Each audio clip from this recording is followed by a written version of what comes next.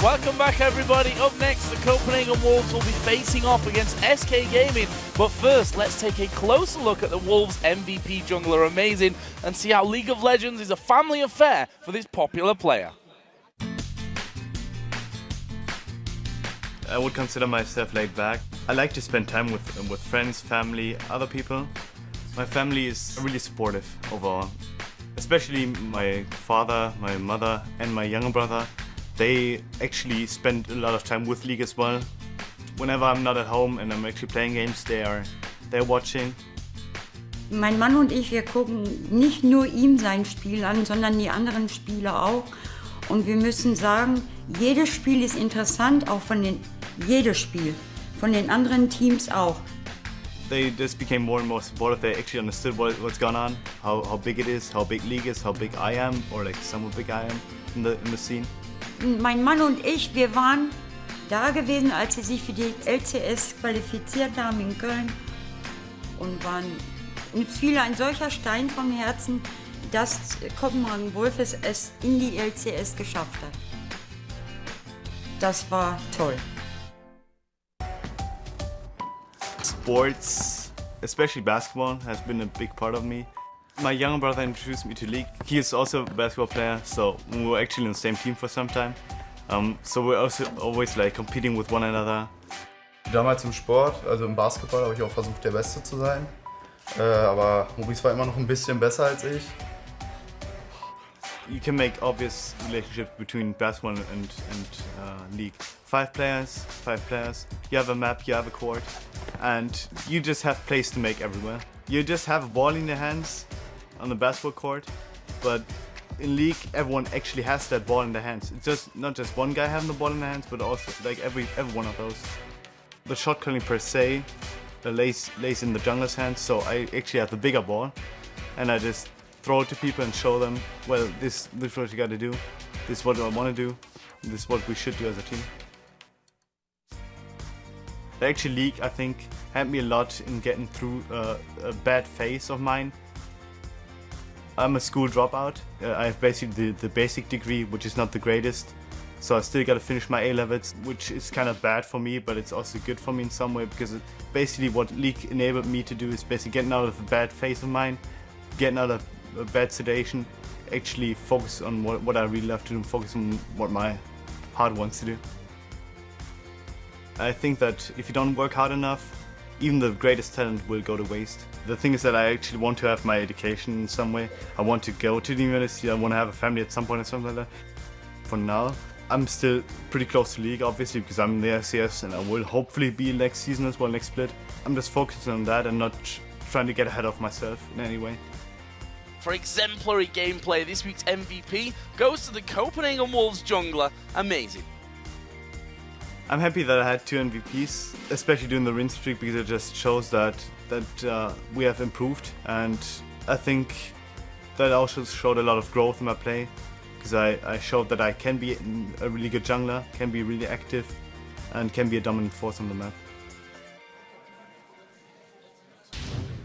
Great video there, and great to see that Amazing's entire family really stand behind him in his career choice. Yeah, and it's even more impactful to know that they support you and they're behind you and, you know, really pushing you forward. For a player that did get Week 6 and Week 7 MVPs because of his phenomenal performance, I think there's a lot of expectations on him now, because he can no longer be mediocre without everybody saying, but what the hell, you have the ability to dominate. Well, we'll see what he can do here today. It's time for the Copenhagen Wolves versus SK Gaming. And this is another series where the teams are tied with 1 win apiece. SK Gaming managed to take down the Wolves in the opening week of the spring split, while the Wolves got 1 back during week 4. Both of these teams had last week off due to the Intel Extreme Masters, so we'll have to see who comes into this match better prepared.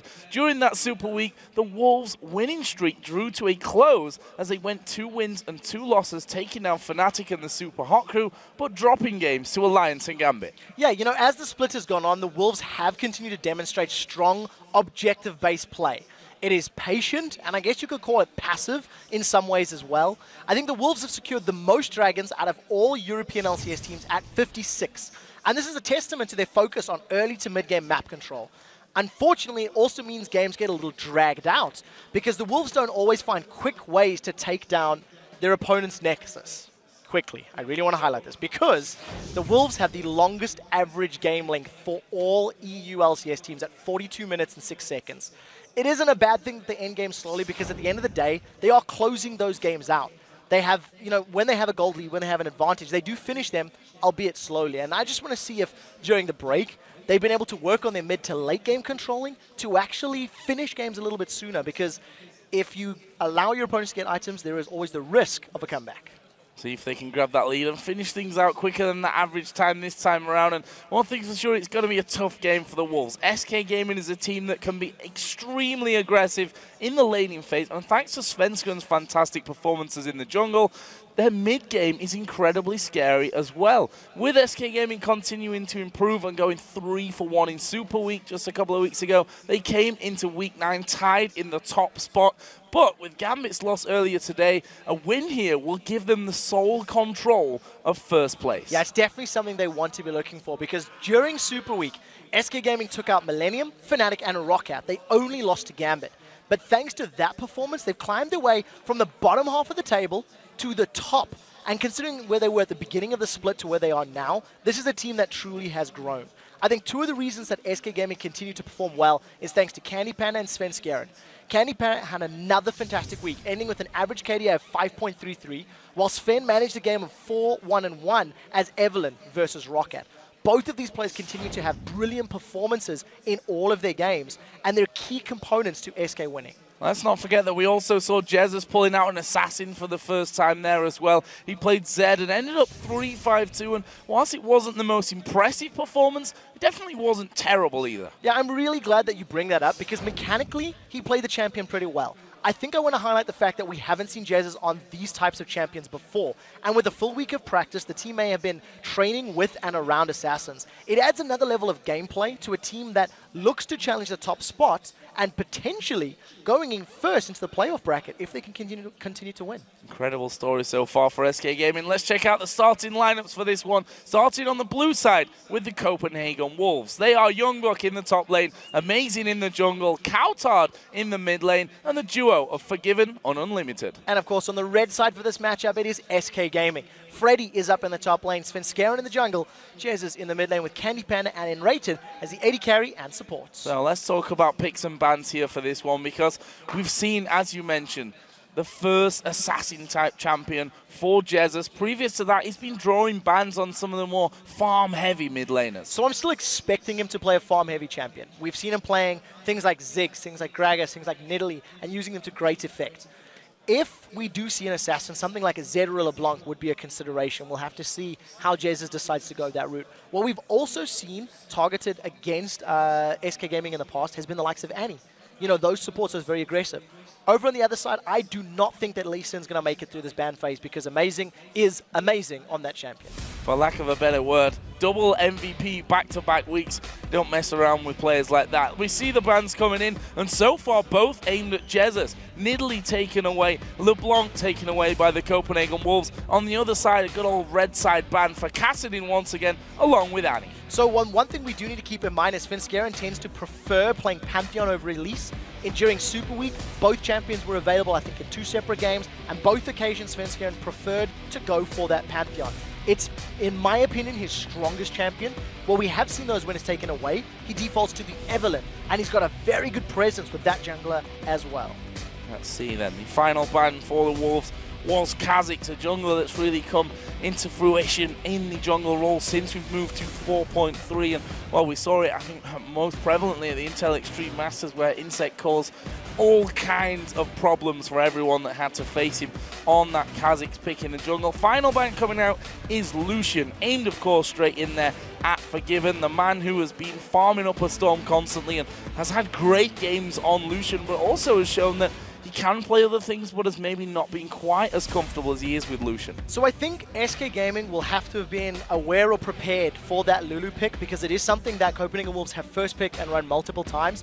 What we've also seen from SK is when they ban Caitlyn, they're expecting to play Vayne. So that AD carry ban is just to put Forgiven onto something uncomfortable. You can see they've locked in the Caitlyn, once again denying that from Forgiven, and Sven Skjern making me eat my words. In the past, when Pantheon and Elise have been available, he's trended towards that Pantheon. For this game, though, I think there's a double-edged sword. Locking in Elise, not only because it is a great jungler, but also to deny it from Amazing. Elise is one of the few champions that can also deal with the Lee Sin in the jungle in terms of those 1v1s at low level. So we'll have to see if Svenskeren wants to go for some form of invades, because Lee is available here for Amazing and the Wolves. And you have to really expect that one to come out of this one. I mean, if you look at games played from him, he's been absolutely fantastic on that Lee Sin choice. We see Karma. Actually, it was the Copenhagen Wolves that really brought Karma out for the first time. That first appeared in Game 5 against Millennium.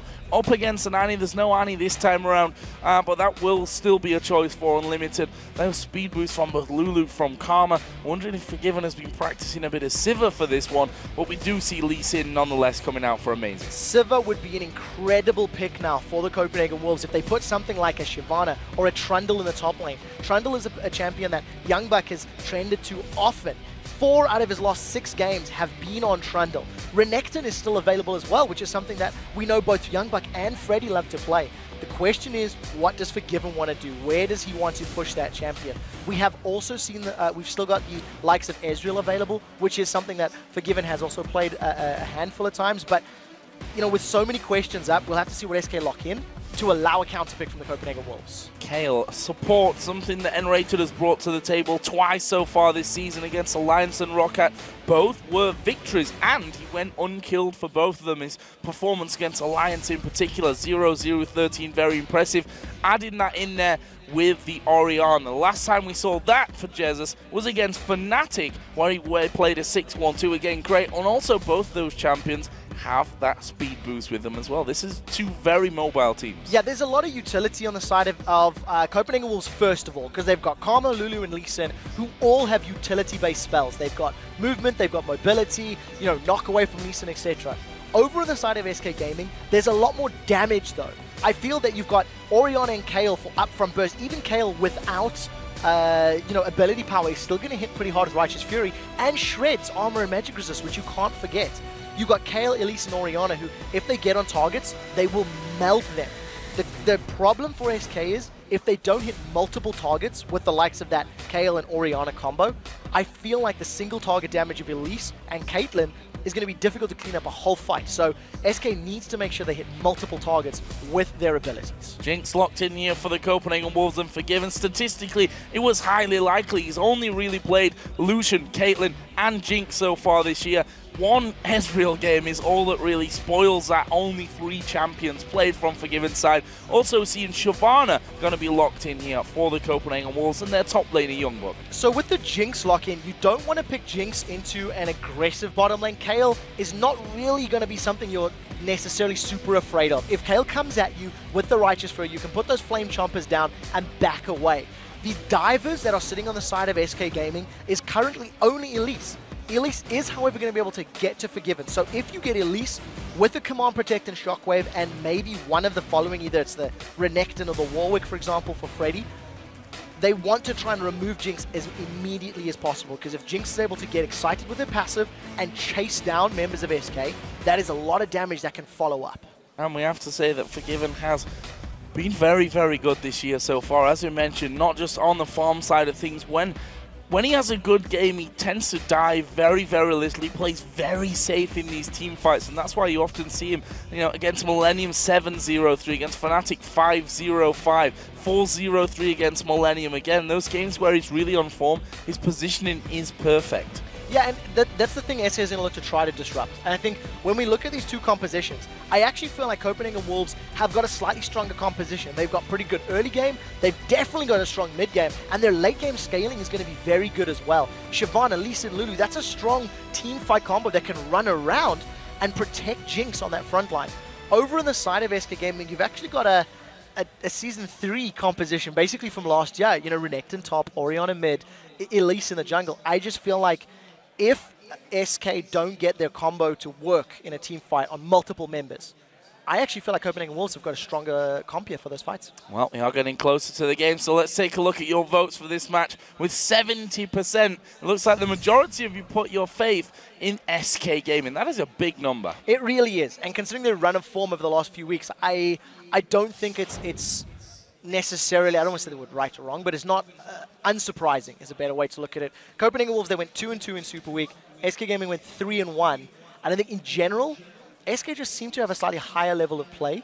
In this matchup, though, they're going to need to draw all of that because I actually think the champions are in favor of the Copenhagen Wolves. Yeah, and if you look at form, just to point this out, last 7 games, 1 game lost by SK, only 2 games lost by the Copenhagen Wolves. These are 2 very much informed teams here in the European LCS, but we are in game. The Copenhagen Wolves taking on SK Gaming, and with a win here, SK can go top alone in the European LCS. Well, we'll see if they can secure that first place position. Immediately out the gates, we see both of the supports have grabbed themselves that Spell Thief's Edge. So this is the 3rd time we're seeing support Kale, if memory serves correctly. Yeah. 3rd time we're seeing it on Enrated, and he's gone for the aggressive GP10 item. Rest of Copenhagen Wolves, they've snuck themselves up into this bush. So if Freddy steps a little too far forward, there is a root from from Karma that could come down, and there's a lot of damage from everybody else. So there is some potential, but it does look like he's going to play it safe. Let's see, sat right at the back there of that tri-bush, and we see often enough that Svenskeren likes to throw a ward down into the death bush more often than not. Currently, the Copenhagen Wolves wouldn't spot that one from coming in, but if they've watched SK's early games, they'll know that that is something that they like to do. Freddy, I'd imagine, will play this completely by the book, stick around, but if the Wolves stay here, we can see that one of them already recalling. That is Youngbuck, as far as I can tell, that will be recalling back off towards base. That Renekton is going to maybe step out here and face a bit of trouble. So this is a lane swap that I prefer for Copenhagen Wolves a little bit more. It's going to give Youngbuck a slightly easier time in that 1v2. He's not necessarily going to get bullied by Freddy's Renekton. When Freddy has played Renekton in previous weeks, he is not afraid to farm in between the towers and get behind his opponent's top lane. Right now, the rest of the Wolves, they're going for an invade. Freddy's going to spot them away, and this is 3v2. So Freddy and Sven, they can't really challenge this one. I think the Wolves are going to realize that they've been spotted, and they're going to get a successful red steal. Yep, red seal will be done, but look at the bottom side of the map now. We see both Candy Panda and N-Rated moving in. They were trying there with Shyvana to take away their own red buff at the same time to stop that one being stolen by SK Gaming. We are going to see Svenskeren coming around to help things out. Youngbuck is sticking in there as well. Youngbuck needs to be careful that he doesn't go too far on this one, but Svenskeren is going to smite it down. They exchange reds at the start. So very good counterplay from SK, realizing that their buff was being stolen. I think it was a good call from Candy Panda and Enrated to actually go immediately into the Wolves jungle, challenge Youngbuck off the buff, and then basically stall for Svenskeren to get in range to secure it. So nothing gained, nothing lost, maybe a little bit of time for SK's duo lane, but it's almost balanced out because Youngbuck is going to miss some experience as well from being forced to recall and now walk the long way back to the lane. So that mid lane then, Cowtard on Lulu versus Jesus on Orianna. Both players that play, or have played at least, similar roles in these games. They love to have that farm time of themselves and wait definitely until those junglers get involved to get things going. We have seen, of course, that lane swap coming in. There's a ward over the top. Freddy's going to spot Amazing coming in. He has landed the Q. He's got double buffs on here. Freddy needs to be real careful. Couple of turret hits tank, but the minions are coming in. Freddy has to make a decision. Flash now will go down. In the end, he saves his flash. First blood goes to Amazing. I don't know why you give him Lee Sin. A level 3 gank comes in at 3 minutes 10. That's a little bit sooner than even we're used to seeing at this point in the game. And Freddy just gets dropped down. He didn't use a single one of his summoner spells. He's going to lose his tower at 3.5 minutes on the clock. And luckily for him, he may not lose all of the CS. He should be able to get to the top lane. But that is a massive advantage for Copenhagen Wolves. SK are trying to reply in the bottom lane. They replied in the bottom lane, but one thing that differs there is that Youngbuck didn't risk going down and sitting underneath that turret to be stunned up and by the spider, to be slowed down by Kale and locked up there for the kill. We will see SK Gaming taking a tower trade here, but the Copenhagen Wolves aren't stopping. They continue the pressure. Freddy's still level 2. Freddy has to back away from this one. There's the leash coming in. Flash goes in as well, but the Q doesn't land. This may well be turret number 2, though. I think it's going to be. When you've got a Jinx on your side with that minigun and attack speed from her Q, she's going to melt through these towers. Take a look at Jinx just continually smashing away. This is going to be the second time for Copenhagen Wolves. This is not the first time we've seen a game like this in the LCS. It has happened over in North America, and if memory serves, it was TSM versus CLG. They traded inner turrets. They crippled their opponent's top laners. And what it did is it actually stalls out the next 10, 15 minutes of the game, because once these lanes reset and the teams fall back a little bit, it's so difficult and so risky to push into your opponent's jungle. But the Wolves, they're not stopping. They're still pushing on the inhib turret on top. Oh, amazing coming down here. Jesus in all kinds of trouble, but he will flash away back towards his turret safety. We are going to see Candy Panda continuing to push on the bottom side, but Kale and Elise have gone back. Candy Panda is now left alone on that side. They do have wards. They know Amazing's position, so they're feeling okay with that one. On the top side of the map, we did see the Copenhagen Wolves back away as well. So 5 minutes in, I tell you what, we've seen slower games. It's 2-2 in turret kills already. Yeah, advantage to SK though. They've got better position on the Dragon. You need to remember that Amazing has got great kill or Dragon steal potential with this Lee Sin. We need to see if he goes in with a Sonic Wave. Copenhagen Wolves have got vision. SK pulling the Dragon away. Pulling the Dragon away, but the Dragon doesn't want to come too far out. There's the Q landing. Here comes Amazing, but the Dragon is taken by SK, and Amazing is going to fall. Jesus gets that kill back. It puts SK in the leading goal and ties us at kills. So because of the position that SK were on the bottom of the map, not moving their AD carry top, it allowed them to have more members on the Dragon pit, which made that Dragon not only safer, but almost guaranteed for the SK Gaming squad. Amazing needed to try and steal that one. It didn't work out. He gave up his life as well. So net gain or net advantage is sitting with SK. The kill also went onto Oriana, which is a slightly more impactful person. But now Jesus is going to get caught out. Jesus is going to get caught out, and he's got no flash to burn here. There is the lockup. Jesus going down here. There's the finisher. Took him a little bit of a while. Unlimited's like, you've got this one. Oh, do you? I'm going back in. In the end, Countdown does have the damage, though. That puts the Wolves back in the leading kills. Yeah, so Command Protect just gave him a little bit of additional armor and, HP to burn through, so a couple extra auto attacks were required from Counterhard and Unlimited, but Unlimited was roaming. He was in the mid lane. Jesus was not necessarily expecting it because most games at 6 minutes don't have 4 towers and a Dragon and 3 kills down, so Jesus is just getting a little caught up by that very mobile Karma support. And Copenhagen Wolves now setting their sights on Candy Panda. You can see Amazing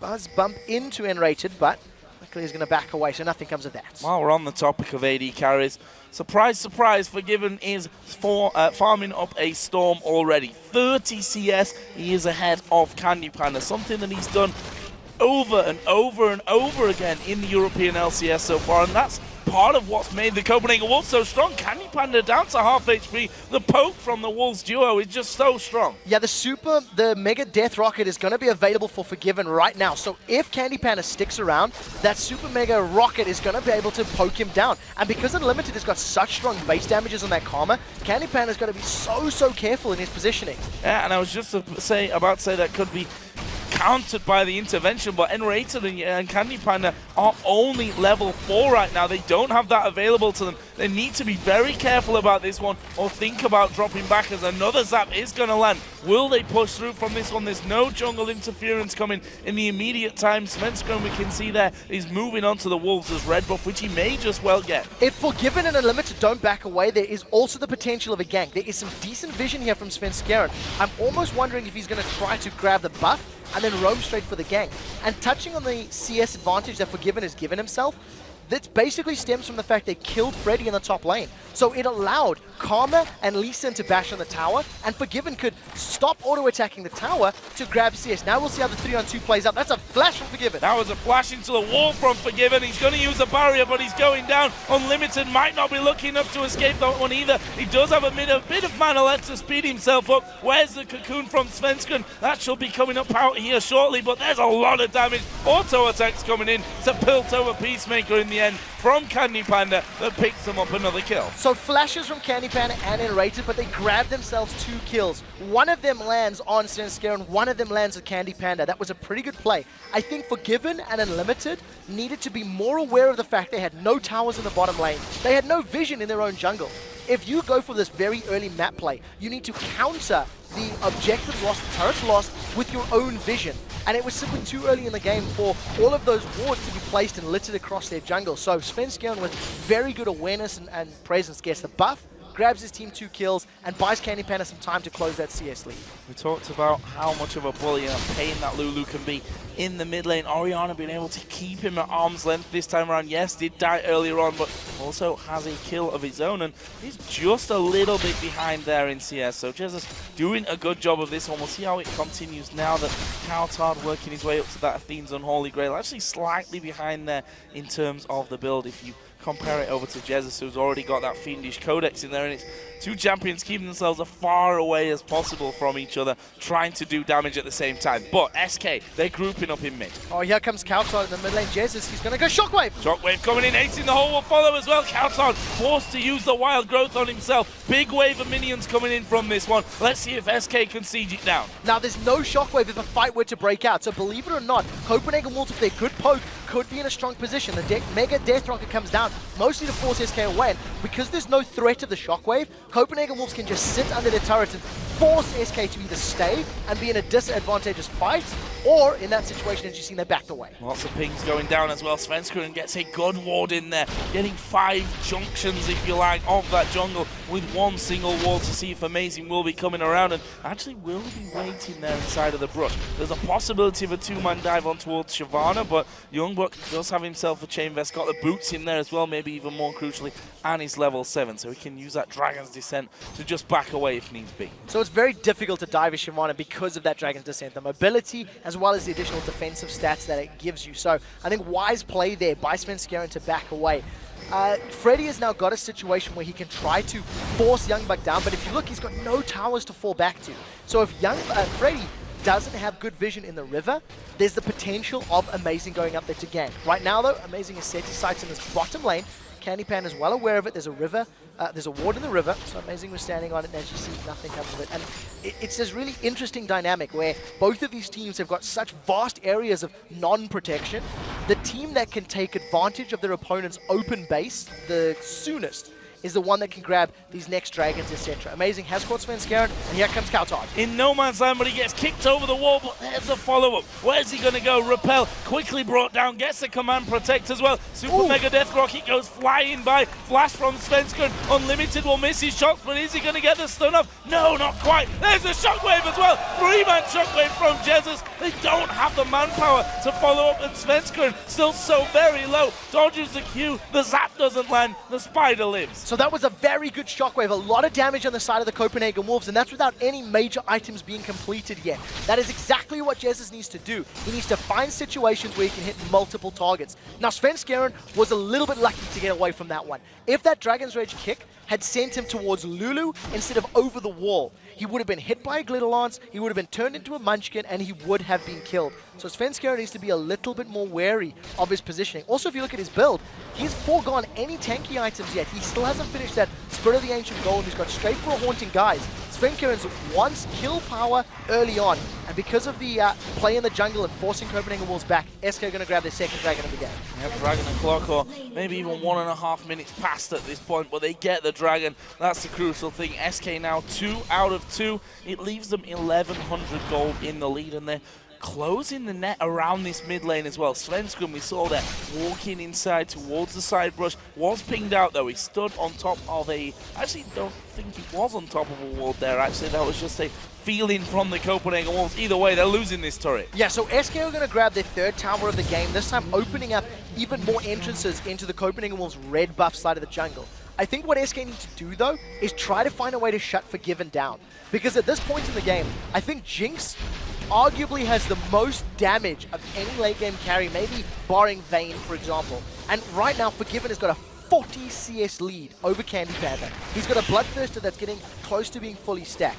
And if Forgiven is given all of this free time to continue farming, he will be able to melt Renekton, Elise, and Orianna. So this is a big priority and a big threat for SK that they need to try to find a way to deal with. Melting champions is one thing, but we've seen how quickly Jinx can take down turrets as well with that minigun coming out. Gambit, I think, no better than quite a few teams after that game against the Bullets. Either way, we are going to be seeing here Copenhagen Wolves making sure that that top tower remains safe. Coutard in the mid lane is just ahead in farm, but that lane, in terms of the farms and the kills, has been very much even throughout. They are pretty much in the same position when it comes to build as well. We do see the Sorcerer shoes coming out already for Jesus, but both have got that Fiend's Unholy Grail. Yeah, you see the number crunching on the pregame show today. Jet was running through the help picks plus 2 glitter lancers, which a Lulu with blue buff and a Fiend's Unholy Grail can get down. And it works out close to 1,000 damage before resistances. So that is hitting very, very high. When you consider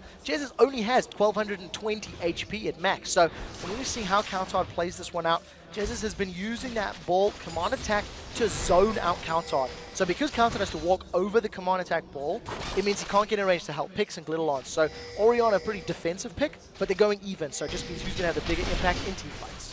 Red buff here for Amazing. Actually, Svenskeren has done a good job of keeping the pressure up on that side of the map and actually led to kills the last time that one did come in. And Forgiven's always got to be very careful about it. They've been caught out once in this bottom lane after that happened, and look what they've done to stop that happening. They've got a big line of wards throughout their entire jungle here to stop Svenskeren once again getting around the back and causing problems for this duo lane. And the Copenhagen Wolves need to keep doing that. They cannot afford to get caught out. They cannot afford to not have vision of their side of the jungle or run the risk of being ganked. One of the things that we talked about when those towers were being traded in the opening 6 minutes is how, because of the risk of pushing into your opponent's jungle, it actually slows down this little bit of the mid game. Because you'll notice now how Renekton is still fighting Shyvana left on his island in the top lane. Candy Panda and Rated are trying to do battle with Forgiven and Unlimited. They back away once, and this tower just gets melted thanks to the damage that Jinx already has. SK looking for the counter. Actually, Counterhard going to go in on towards Jesus. There's a shockwave. Wild Growth going to have to be used. Will Jesus chase in for this one? He will do more. He'll flash in for it. There's the Glitter Lance to slow him down. And there we see the fight between these two. We do have Youngbuck coming in. There is Command Protect going to come out. Oh! Nice move back there from Jesus. Speeds himself up. Amazing's going to join the chase. Jesus has got some godlike moves to pull out to escape. No, the Wolves have backed away. They didn't have any vision of the top side of their own jungle. They didn't know if Elise and Renekton were coming. Field goal as Youngbuck just runs wide of the mark. Does not manage to connect with Jesus. So Jesus just backsteps that Dragon's Descent. Even though he was hit by the Ignite, Command Protect was able to help him stay alive. Now we do see Svenskeren coming from the side, instantly booted away. Amazing did not want that fight. Kicking the Spider straight back out of things. Freddy in this top lane, 20 CS there or thereabouts he has in the lead over his opposite. And we see the workings of that Sunfire Cape. Got himself the Spectre's Cowl as well. So Freddy feeling himself in a comfortable position at this stage, knowing that Youngbuck is going to be getting stronger and stronger as Counterhard here, getting caught out by Sven, but he knows this is a dangerous champion to go head-to-head against. Counterhard offers a bit of damage back, and Rated had already started to come up, though. Yeah, Svenskeren had the support of both Jesus and Rated. They were pretty close by in that lane. So if Counterhard had taken the bait and if Counterhard had gone in for the kill, I think the intervention was going to be within range. You see that Rated actually had his flash available as well. So trying to make something happen, but Counterhard played that one safe enough. Didn't take the bait. So SK have actually got themselves a small gold lead thanks to those dragons. That's the thing you need to remember. Dragon is going to be up in another minute's time. Copenhagen Wolves have very good vision of their jungle, so they may want to challenge, and that's Youngbuck going in on Freddy. Yeah, that is more than a challenge here. Youngbuck goes in, forces the Dominus to be popped, so they don't really want to fight. I just thought we'd have a bit of a dragon versus crocodile matchup in this top lane and then end up backing away from each other. In fact, Freddy just recalling there in the mid portion of his brush. That's exactly what Youngbuck's going to do. So it was a case of throwing down the ultimate's mine. Meanwhile, Amazing is going to kick Jesus back. Have they got the damage this time? We have seen the Wild Growth Juicy of Jesus going very, very low. There is a kill for Counter. Super Mega Death Rocket came in as well from the bottom lane. Svenskeren now in trouble. Good repel away from Amazing. He's coming back in behind the turret. They need to push the minions up. They decide against it. 1-0. Very good play from Amazing. What we've seen him doing that Jankos did not in the previous game is the instant flash kick. Amazing did not hesitate. Now Unlimited is going to take at least a couple auto attacks, but that's not too much damage. The shield was able to block it, and here comes Youngbuck. They're turning things around here. The leash doesn't proc and they don't get the stun, but Youngbuck dives to the front. Svenskun, you've gone too close. Last second intervention. The repel will bring him back down. And there is the heal coming in as well. He does die nonetheless. Youngbuck did go low. Right now it's a 2-for-1 in favor of the Copenhagen Wolves, but Freddy and Candy Panda, maybe even more crucially, still alive from this one. Candy Panda got no mana, but look how low the Wolves are. They can't do it. He's got an ace in the hole, but he's got no mana to throw it down. Now we've seen Candy Panda dancing on the edge of the danger zone. Copenhagen Wolves were trying to get to the front line. They needed to kill Svenskeren and Enrated in order to get to Candy Panda. And because they couldn't touch him, it actually meant that SK comes out in the lead in that fight. They lost more members, but it's going to allow them to grab the third dragon of the game and hold onto this gold lead. Copenhagen Wolves had no way of diving through all of that sort of CC in front line of SK to get to Candy Panda, and he just sat there free damaging the Wolves. 5-4 in kills, 4-3 still into it, so SK, but let's have another look at that. What was a very prolonged fight again. So the thing you want to keep your eyes on right now is Candy Panda's positioning. He's just out around the corner, so in order for the Wolves to get to him, they need to get past Freddy, Svenskeren, and Enrated. Enrated manages to save Svenskeren for a few seconds thanks to intervention, and then with his heal and the Mikhail's Crucible, it actually gave him a massive chunk of HP. Both of us were like, whoa, where did that HP come from? Now, because of Candy Panda's positioning around the corner and the fact that the Wolves, their initiation had already been used. You know, Lee Sin had jumped in, didn't have a kick. Shyvana didn't have a Dragon's Descent to dive to the back line. It just allowed SK, because of their superior positioning, to win that fight. Incredible stuff here. Only the one kill separating these two teams. And that Dragon, of course, taken after it as well. But the question is now, what is the next move for both of these teams? You were right in what you said earlier, that the inner turrets going down so early in this game makes both teams a little bit more wary, but also makes warding so much more important in this encounter. I think that's the key to this. Because of the vision control, the moments, you know, in the opening minutes where the Wolves did not have their jungle warded, it allowed Svenskeren to get in behind and grab kills. We do see those two pink wards that the Copenhagen Wolves put down 5 minutes ago or so.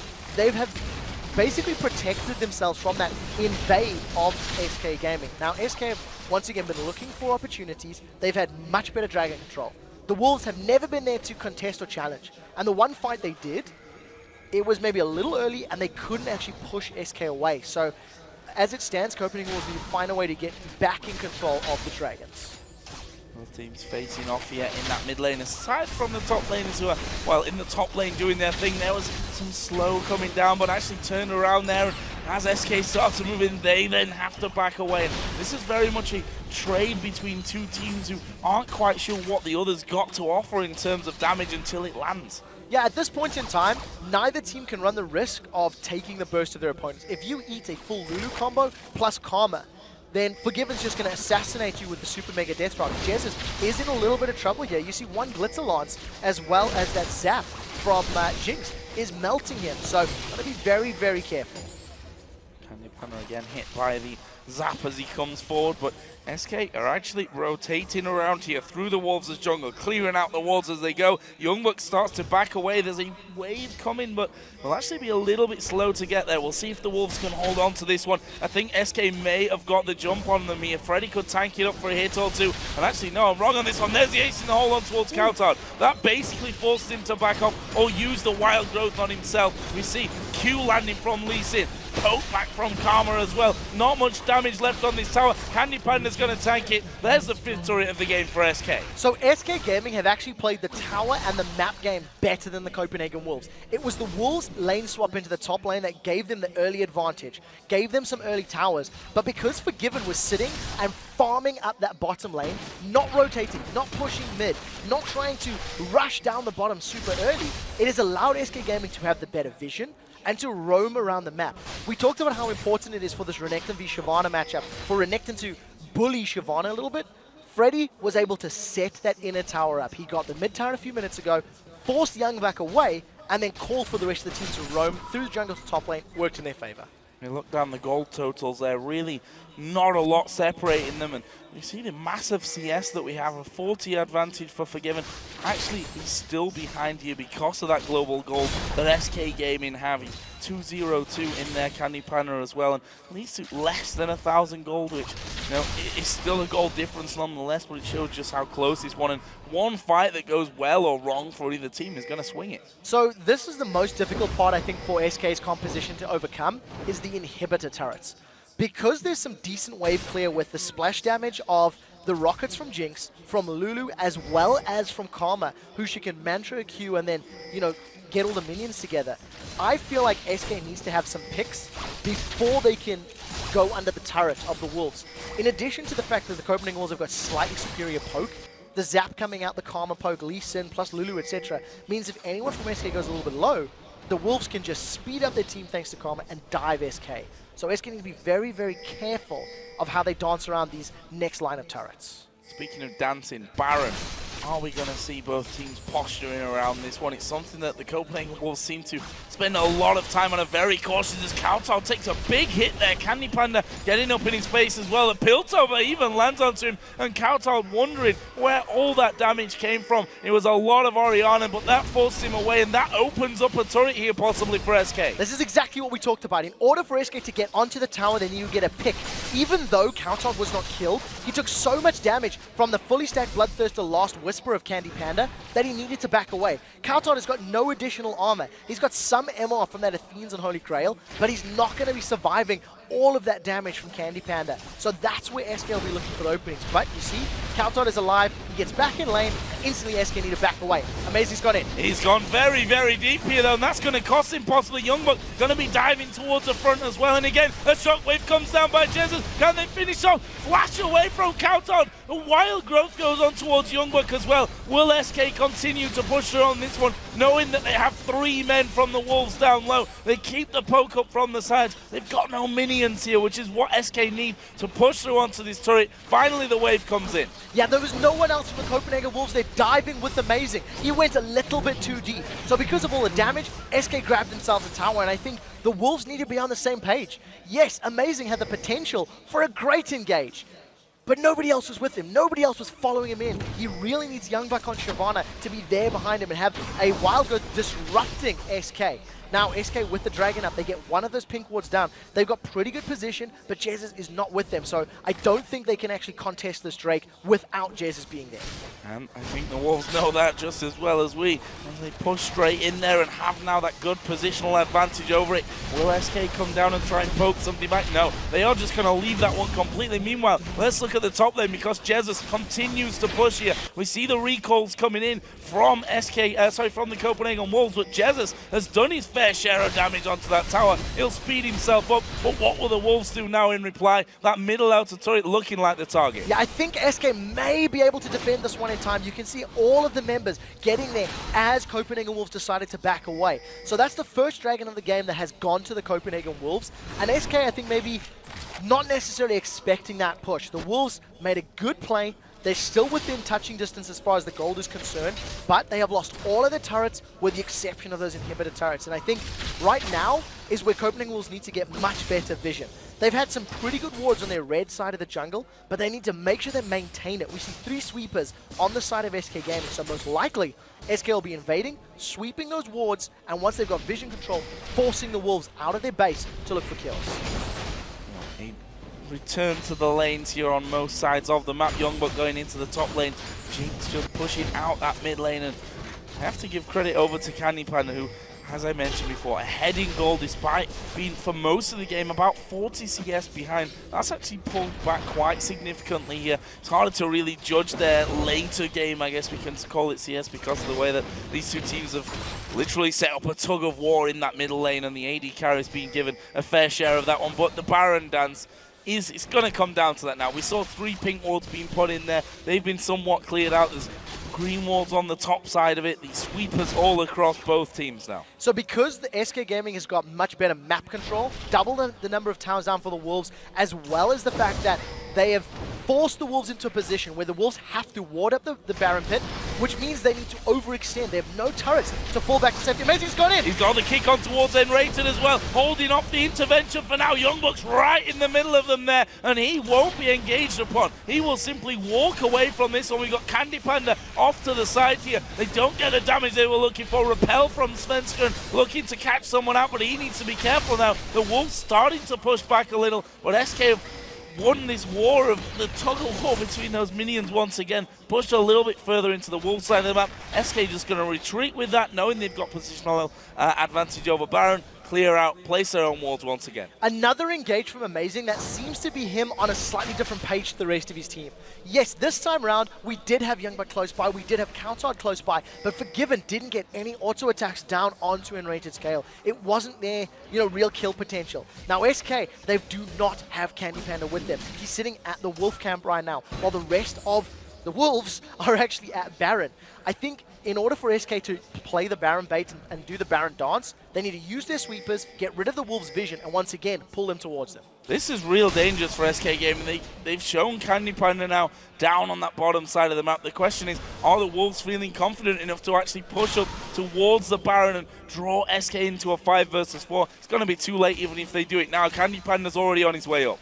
In some ways, it's almost smart because the Copenhagen Wolves team will take a pretty long time to get through Baron. They don't have champions that are super, super great at just shredding it. Yes, Jinx has a lot of damage, but no additional attack speed outside of her minigun. Now, Youngbuck has been caught by Freddy. Here comes Sven as well. That's good moving in. There is a Dragon's Descent. Actually, the Cocoon aim for Youngbuck ended up landing on towards Kauton. We did see the Wild Growth coming in, the Super Mega Death Rocket as well. Kevin is going to go down. Kevin's on in the game. Freddy goes down. Sven's going down to half HP as well. And there is Amazing charging over. He's got the slow. It means a point-blank Q surely here for him. Not quite point-blank. He landed it anyway. Seeing the KO coming in, the Wolves back off. Yeah, so they don't go for anything further, but knowing that Freddy is down, that is a big portion of the SK frontline that is not available to them. So Copenhagen Wolves have now started off the Baron. Ace in the hole gets blocked up by Amazing. The rest of SK are looking to challenge. Remember, they do have intervention, which makes it much better for them. There's the fight. A lot of damage. Kauton going low, but there is the flash in from Youngbuck. He's trying to get down Candy Panda at the back, but he realizes, guys, I'm alone here. The shockwave lands onto Amazing. That's not enough men. Repel comes over the side. Unlimited goes low, but crucially doesn't go down.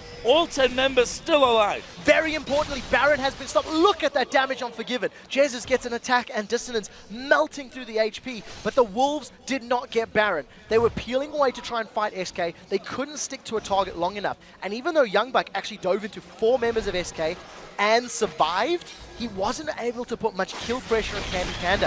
Youngbuck needs to get a Blade of the Ruined King or similar before he can really challenge the back line. And now, because of all of that damage, SK should be able to pick this one up. I think Youngbuck's going to be there a little bit late, and he's low on HP as well. Yeah, no way for them to get back there in time. And SK Gaming, despite coming in to challenge Copenhagen Wolves as Baron attempt, managed to force them away, push them away far enough that they can do that on their own. 2 sweeping lenses used to cover out the entirety of the wards that the Wolves had there. Great pickup for SK Gaming. And something that's very important to note is that both of these teams have got so much utility in their champions and movement and survivability. So in that team fight, you've seen Svenskeren diving in and amongst the thicker things, using Repel to block so much damage. You've seen the Dissonance move speed and move deeper onto the side of Copenhagen Wolves, allowing SK to back away. Candy Panda used his flash and his 90 caliber net perfectly to stay out of the central damage focus for the Wolves. So as it stands, SK, even though they've got a few mistakes here and there, they're playing the map better. They've got more dragons, they've got a Baron, they've got more towers. They're just playing a little bit more objective focus, whereas I feel the Wolves are trying to find kills and not making it work.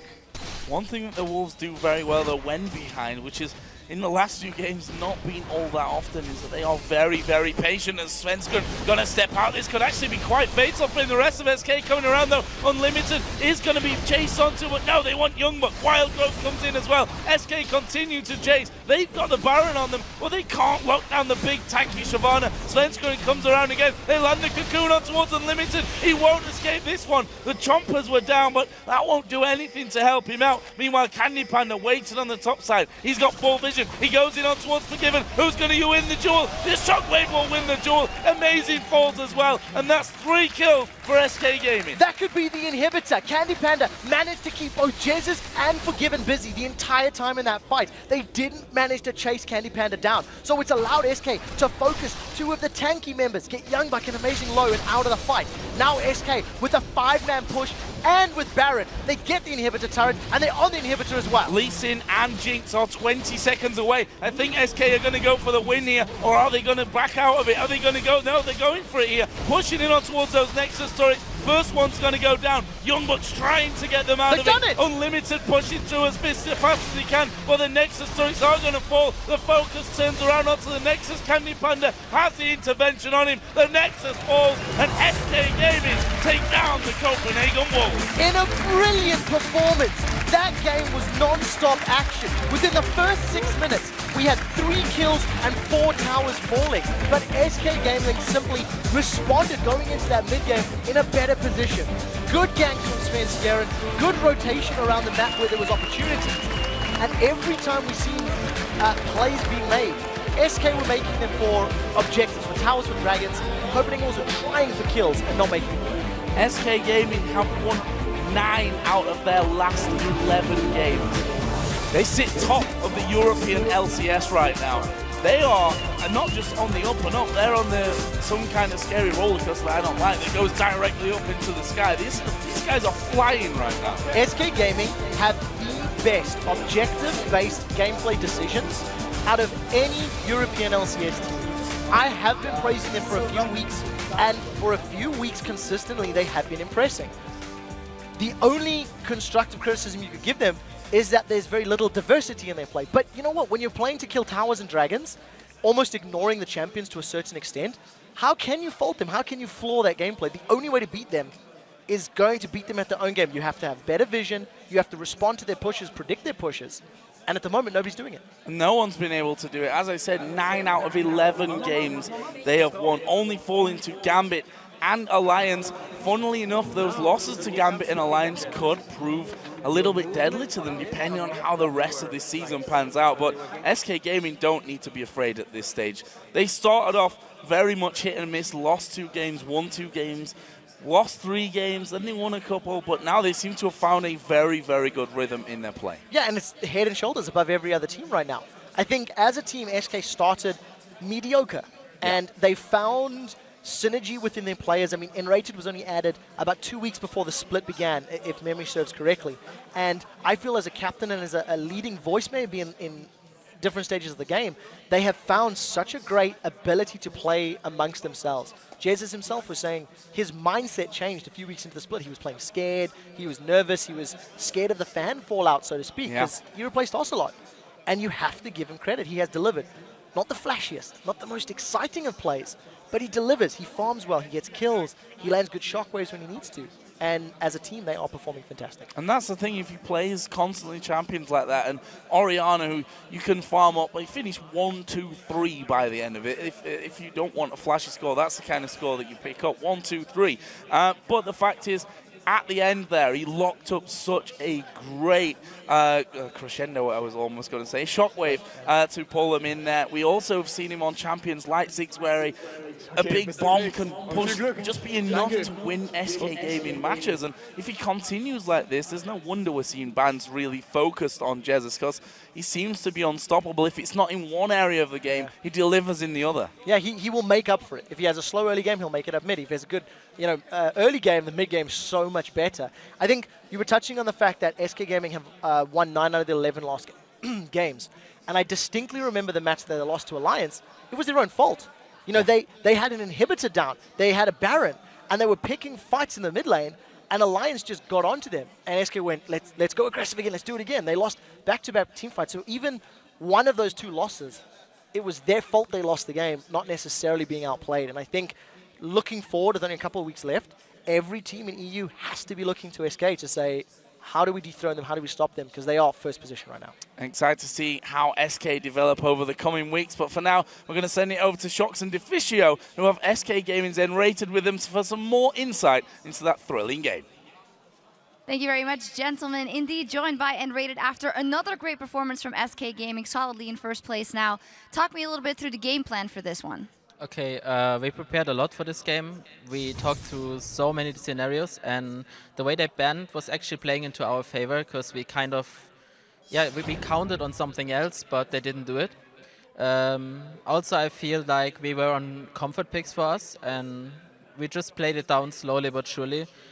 We knew they were lane swapping, so we were preparing in our mind what we had to do, and since we saw they pushed the second turret, we took the second turret as well, so it was just fairly even from the start. Only Freddy died early on, but we also got a catch, so it was even in kills as well, and it just stayed like that for a long time. We tried to rotate, we tried to force, but it was kind of hard against Lulu as well, so it just took us a long time to actually manage to pull ahead, and I think we played all very consistently good, and we didn't do that big of mistakes, therefore we won the match in the end, but they played very well. That's it. That's it, pretty much. But I actually would like to know then, how do you guys prepare for these matches? Because every time in Champs Select, I feel like you guys have a plan ready. You always seem to come out ahead in some way. Who's working with you as the team? Do you have a coach or analyst who helps doing, or is it just you guys doing the picks and bans alone? We have an analyst right now, and he does a great part of the job. I think when it comes to that, there's like a lot of preparation in the beforehand. So everyone is like kind of need to. Every new patch has new champions that are OP and just like good matchups that you have to play. And we just go into the room here, talk through everything, picks, bans, and just see what we can do. And that's varied based on the opponents that we actually face. So you're mentioning the patch. Currently we're on 4.3. We saw you starting Spell Thief's Edge on Kayle. Is that your preferred start now if you go for kind of an AP support, or what's kind of the routes you go now? That's very split, that depends. Sometimes you need a tank, sometimes you need just someone to deal a lot of damage. There are a lot of supports that actually deal damage, but all of them have to at least have some utility and some, like, of some sense. Morgana shield, Karma, speed up, etc. There's a lot of stuff that you can pull out right now, and I feel like the support got a lot more versatile than just the 3 picks at the start of the season. Yeah, so about these picks, of course, we have seen Karma 4 times today. I would actually like to know your opinion about Karma as a support. Very poke heavy, very easy to master. The laning phase is very easy as well, and it's hard to handle as an opponent. I think it pressures a lot, and it's a very good pick right now. The things you kind of mentioned about Karma are kind of the same things we see in a Morgana support as well. Why do you think that she got picked so heavily 2 weeks ago and now not at all? It's always because of the meta. The supports that are played, if they are countered by a specific support, that means that support gets hyped. Morgana was good versus any Leona, and even good against Thresh, therefore the laning phase was very solid and the team fights were strong. That's the reason it was picked. Right now, Leona and Annie have fell out of favor, Thresh as well. Like, it's just less played as overall, and so you don't have to counter pick them, and that's why Morgana fell out of favor a bit. I think it's going to be pulled out all the time. Just as soon as the support gets picked, which gets countered by Morgana, Morgana is going to be picked again. It's very true, actually, and a very good point, because we haven't seen Leona that much. But then if we look to someone like Korea, for instance, we see Civi Leona so often played over there. And in general, talking about Korea, talking about the meta, we just had Intel Extreme Master. Was there anything you saw on the Asian teams that you would like to pick up, or something you're very impressed by? Well, the Karma overall was a good pick. For example, lane swaps, the way that they play the laning, everything. You can just take something out of every match. But I feel like the Koreans on support, at least, they completely missed out on Morgana as a counter pick, and that's why Leona is more played right there. I think Leona versus Morgana is not even a skill matchup, it's just very hard to play out. We mentioned the Sivir already. Why is it that you went for the Caitlyn in this situation? Because Candy Panda, he got a little behind in the laning phase. Caitlyn overall is a really strong pick to push, and we know it's a favorable pick of them, so it was a higher priority for us. And we've practiced a lot of Caitlyn because we just feel like changing the champion pool just makes you less predictable. And I feel like Caitlyn was a good pick in that sense, because we wanted to go for objectives overall, and it just worked out. And I have to ask now, because you guys are #1. We have the All-Star trip for the #1 team, of course. For you representing Europe here against, of course, Korea, NA, all these very strong teams, how would you actually feel with it? And how do you think you guys would put up a good fight or actually have a chance to win it all? We would put a lot of preparation into this, and I would be proud to represent Europe. And I feel like right now we are consistently improving still, and we just get more solid and solid. And I don't see a reason why we would not win against Asian teams at this point. We have to put a lot of preparations into it, and depending on that and of course of the enemy teams that we will face, we might have a shot or not, but I feel like we would put up a strong fight. Right, of course, it's not over yet. So finally, tomorrow you'll be going up against Roccat after what you've seen here today. How big do you think your chances are? Right now we feel confident going into every match, so I predict that we will win, but we have to put a lot of preparations into it, and we don't take any match easily or anyhow like easy in a sense, but we put a lot of preparation into this and we know what we are going to do, and therefore we will win. Well, it's going to be a great matchup. Well, congratulations here on your win again on the first day here. Thank you. And now we're going to head back over to Joe and Quick Shot to see where our teams are in the standings. Thank you very much, Shocks and Deficio, and Rated as well. Some great insight that he always provides for us. And after our 4 matches today, here's what the table currently looks like. And it's those guys. SK Gaming sat proudly atop of it. 13 wins, 8 losses. The first time that they're going to be there, and if they carry on like this, definitely not going to be the last time. In second place, we have Gambit, slightly behind after their loss today. 12 wins for 9 losses. And then, well, surprise, surprise, it's the European LCS after all. We have a 3-way tie for third with Alliance, Fnatic, and Roccat at 11 for 10. Alliance, we should mention, are on a 5-game winning streak. Roccat has pretty much the opposite with a 4 losing streak. Yeah, that's a very difficult position to be in, considering how Fnatic and Roccat were top of the table at the beginning of the split. Seeing them all the way down is quite scary. But carrying on, it is the Copenhagen Wolves sitting in 6th position at 10 wins and 11 losses. Just 1 game out of that tie for third. 7th position, it is Super Hot Crew. They're 9 and 12. They ended their 4-game losing streak. They dropped all of their matches during Super Week, and you have to give props to the new guy, Selfie. He just took charge of the situation and had a very good game coming in today in his LCS debut. Unfortunately, Millennium are still sitting in 8th position at 7 wins and 14 losses. Considering how many losses Millennium have accrued over the last few weeks and how their performance has yet to improve, you have to feel that they are very seriously looking at relegation. I have to say, this game today, you know, losing against the Super Hot Crew was so very vital for them. 7 now for 11. They had a 1-game buffer before. They're now 2 wins behind. And I'm struggling to see where these points are going to come from for Millennium. They've tried a few different things. We saw, now, okay, let's go with that poke comp. See if we can actually come out ahead in this one. In the end, they fell too far behind. They were getting picked off by Selfie, who you have to say is... what a debut for him today. Very impressive. And we were discussing how, for a player like Selfie, it's his first game on the LCS stage. They first picked LeBlanc for him. Now, we knew coming into this from his solo queue games, he likes Assassins. Yeah. He likes LeBlanc. He likes Zed. I believe he likes playing Fizz as well. So getting him on a comfort pick and going up against what is factually the weakest competition in LCS, that is a good boost for Super Hot Crew going into more games. And hopefully, as long as they can get Selfie back on those Assassins, he can keep up that level, because if they can keep grabbing wins, it almost guarantees themselves that 6th or 7th position, which means they get to pick the challenger team they want to play. They don't get that bottom seed. They are not forced to be in a situation that NIP were, MYM were last split, where they had to play against the Copenhagen Wolves, for example. Well, the good thing is there's still plenty of games to come your way. And, of course, on Friday, we'll be bringing you another full day of matches, starting off with Gambit versus Millennium. That's a tough task if there ever was one for Millennium. And then it's on to Roccat versus SK. Yeah, it's going to be a difficult game for Roccat, considering how SK played today.